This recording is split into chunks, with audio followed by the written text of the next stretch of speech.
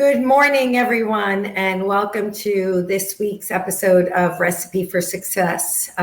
This series and show is all about sharing and hearing from leaders and entrepreneurs about the ingredients to their success. And, you know, this is such an unusual time for all of us that I am just so proud and so excited every time I hear about the ingredients that people are using to get through this time. And so today's guest is someone that I've known for many years and has become a friend and a mentor. And I am so proud of her. And she is the Director of External Affairs at FPL.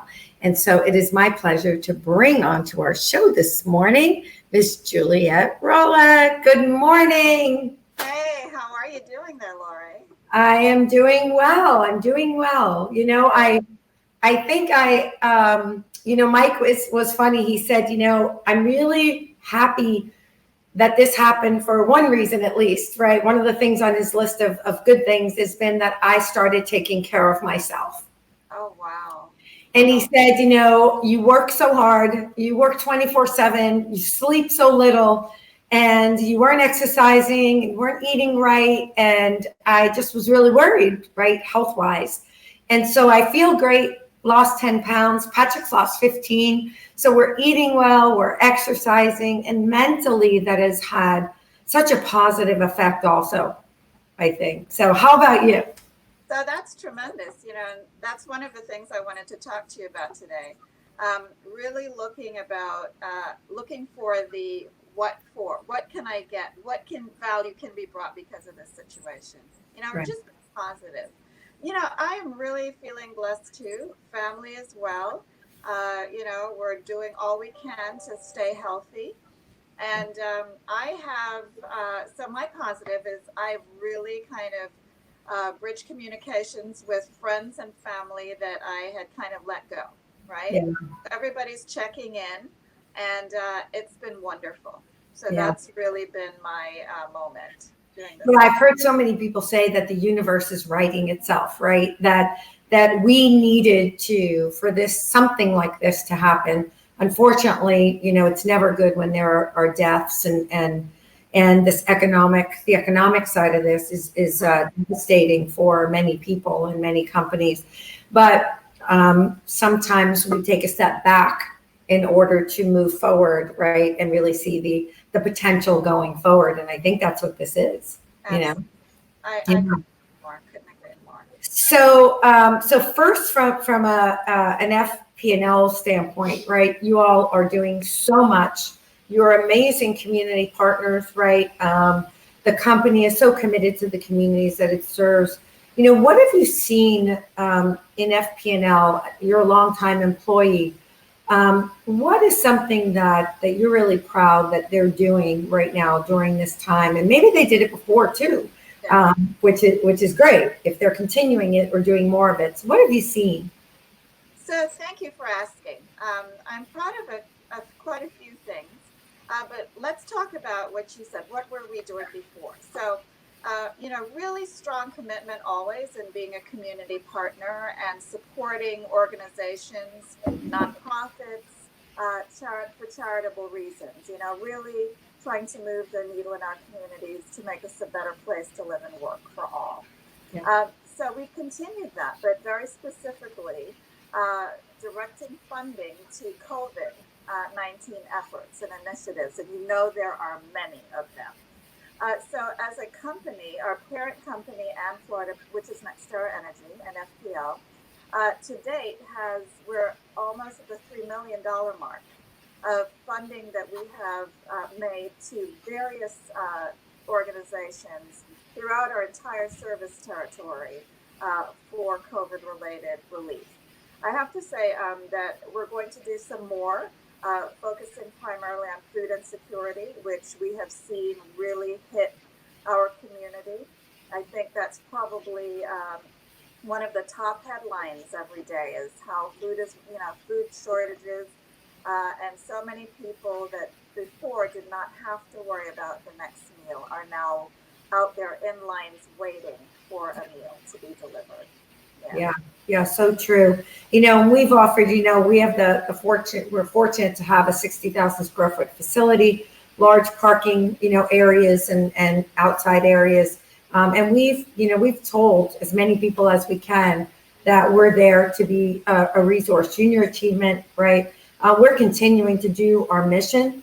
And of course, like you said, food and housing and those things are critical needs, right, that we must have to survive. But I think, with our mission being young people and preparing them for the future, Right. we can't stop educating our children, right? The world doesn't stop for them. And so I think education probably to me is the third thing on that list, right? Yes, we need to eat and we need to have a roof over our heads and we need those very basic needs. But to me, the next most important thing is education, because our children's worlds won't stop. Yeah. So JA does such an incredible job with that. You've got to be so proud, Lori, for all the tremendous work and really bringing a very realistic view of what life is like and why the applicability of the skills that the children learn in school. Great program. Yeah. So another thing, I wanted to mention is FPL is doing a series of environmental courses online through our Manatee Lagoon, another resource for children to learn more about conservation, the environment, and manatees in particular. So send that to me and we will get it out. We have about 750, 800 high schoolers in our programs that we are in touch with several times a week. So if you send me that resource, we will get it out to them, and that would be great. So we shifted everything to virtual learning. And doing sessions, speaker sessions, people like you teaching them certain things about certain industries, about the environment and the jobs, right, in that whole environmental field. So we've shifted, right, to make sure, because our kids are not going back to school this year, to make sure that we are a resource to the teachers, to the school district, to parents. And we've gotten such great feedback on all of that. And so that's been a real positive. And so strong community partner, that's been a backbone for FPL. What about for you as a leader with your team? What's been one of the ingredients that might have been in your recipe, but maybe has risen to the top, right, during this time? So I would say purpose, right? Purpose.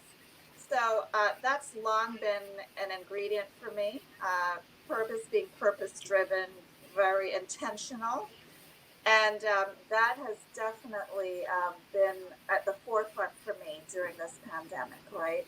So, for instance, as it applies to me personally and my role with this company, we have our primary purpose above all things, all other things, is to make sure that every person out there in this community, while they are dealing with this pandemic, does not have to worry about the lights being on, right? So that is, for us, it's very a simple purpose, right? But there's so much more to get us to that, right? So on the operations side, continuing to make sure that we have a healthy workforce, that our crews and linemen are taken care of, that we're screening them, giving them free telehealth. We're doing supportive, personal protective equipment, doing everything we can to assure that we keep them safe so that they can keep doing the work they can. Yeah. And also for me, really making sure that one of the ways we listen to our community, anticipate the needs, and communicate that internally as well. So you've probably heard, and like we do often in storm scenarios, we are no longer, we suspended disconnections for non-payments. Right. We understand that there are going to be a number of people now who are financially insecure, who have lost their jobs when they were hardworking through no fault of their own. So we are waiving many late fees. We are suspending disconnects so that is not an additional concern. Right. No one should have to worry about that. when they're worrying about how they're going to make the next rent payment to keep a roof over their head or a mortgage payment. Really, right. It's at times like these that matters. Yeah, and that's an amazing purpose, right? The why in what you do, right? And again, it goes back to community and supporting the community, right? And so it's all connected, which I love about that. The third piece, the third connection for you, and I'm sure for FPL as well, because you represent them, is what you're doing as the chair of the Alliance, right? I would be remiss if I did not mention that the calls that they're having, the weekly calls, you've done an amazing job of leading the community and the leaders in this community, keeping us up to date on what's happening, bringing us the latest news and leaders from Tallahassee or wherever we need, from Washington, to keep us up to date so that we can be prepared, right, and plan properly for our community as the group of leaders, right, a key group of leaders. Talk a little bit about that. There must be such a rewarding feeling to that. Oh, yes, it has been tremendous. So, first, the Alliance had to commend, Bob Swindell and the staff. They have stepped up. And another key ingredient always is really being flexible and responsive, right, to what the needs are. And that's exactly what the Alliance did. And I was in complete agreement and supportive accord when we realized we needed to be a resource for business continuity. And again, how do we do that? To provide up-to-date, current, reliable information on a regular basis so that our businesses can make informed decisions, right? To learn of resources they might not have been previously aware of, to also hear what other businesses are going through, kind of sharing of best practices. And that's what the town halls have been for us in the business community. We have had an average of 250 people attending them. We've had tremendous speakers, members of Congress, very consistently. Also, state representatives. This week, we're going to have Senator Marco Rubio, for example. We've had Shane Strom from the governor's office. And then we have our local resource subject matter experts, Mason Jackson from Career Source. It's just really been phenomenal. Of course, we've heard a lot about healthcare and our health from Broward Health, Department of Health. We've really gotten a lot of firsthand information at a really critical time. Yeah, and I think that has been so helpful. And I also think there's a comfort, right? We all know each other. We're all out in the community together. We all believe in this community and want to make it the best that it can be. And so I think that there's also that comfort level that those meetings, and those calls bring to all of us, that we're all in this together, right? I know it sounds cliche and that's what everybody's saying, we're all in this together, but it's really true. Yeah. Right? So, one of the things that I found particularly wonderful was our neighbors to our north and south, Broward, in Palm Beach and in Miami-Dade. The economic development organizations both heard about this and thought it was a great idea and asked if they could do it. And it was a tremendous, the idea that they would want to do this and that we would be able to share this template and, help two other organizations, again, all about regionalism, not really being confined by borders or limited by that, but the idea that we are a greater community, and that's what it's all about. Yeah, it might be really interesting to do one that's a regional call and have, everybody from all three regions on a call. So that might be really great too, because we would get to hear what is happening to the left, right, and what is happening to the right. And so I think that that's important for us to know, because a lot of our businesses here in Broward do business in all three counties, right? I mean, we serve Palm Beach, we serve through Delray Beach. And so I would love to hear what's happening up there. And so that just might be another version of the show, might be a regional version. So, but you do such an amazing job with that. And so I think your points, right, strong to everything comes down to being that strong community supporter, partner, making sure that you're doing that with purpose, right, and being intentional, and that everything you do is based on community first, really, is what I love about that. And I love that part about being flexible and responsive, right? We can freeze in fear, and we might for a moment, right, or for a short time, but at some point, we need to pick ourselves up and say, okay, how do we adapt what we're doing? How do we respond? How do we communicate? I mean, listen, you know, as an organization, we have had to do that. I mean, we had already started doing some digital and virtual learning. It's been now a couple of years, but this just took it to a whole nother level. Right. And what I love about it is, you know, I've said this repeatedly, I love watching our teams, right? I don't know about you, but I know watching my team just go out there on a limb and come up with ideas and being innovative and saying, okay, we need to pivot. We can do this, we can do that. And being flexible, not only just in how we do it, but learning new things has been really rewarding as a leader for me. So one of the things that I took from that, Lori, is the openness and preparedness to prepare for the future, right? So in preparing for the future, you saw that virtual, going online was something that was desired, that would definitely be, you know, something coming up in the future that would be very much utilized, right? And you made that transition, and because you did, you were prepared for this, right? Yeah. You almost had, it was a much easier transition to get more virtual online learning.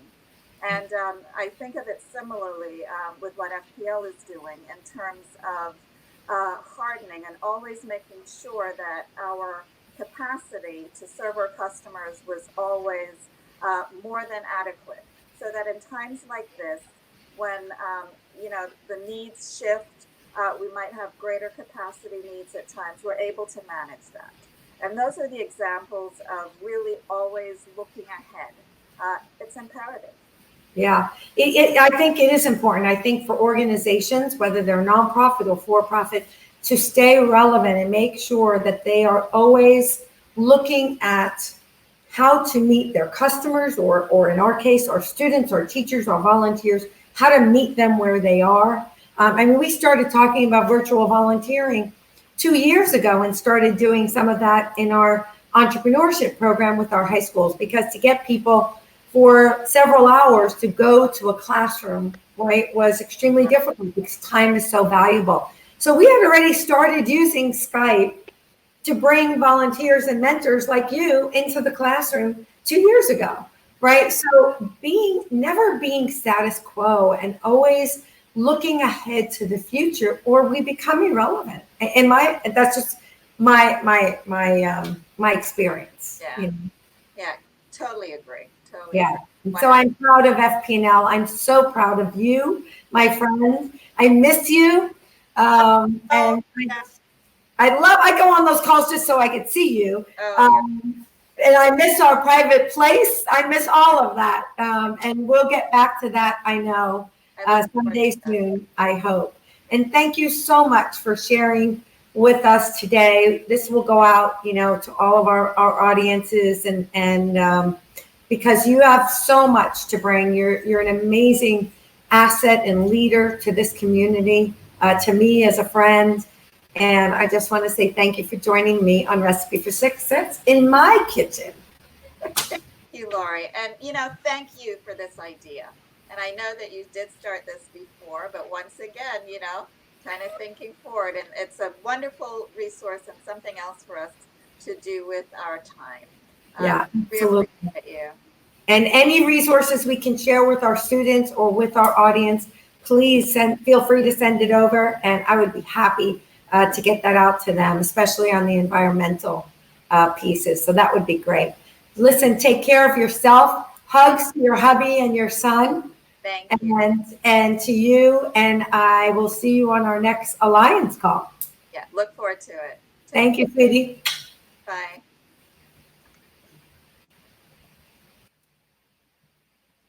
Mommy, Yes, honey.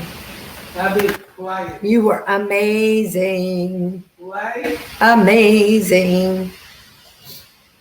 Oh, you made this? Yep. When?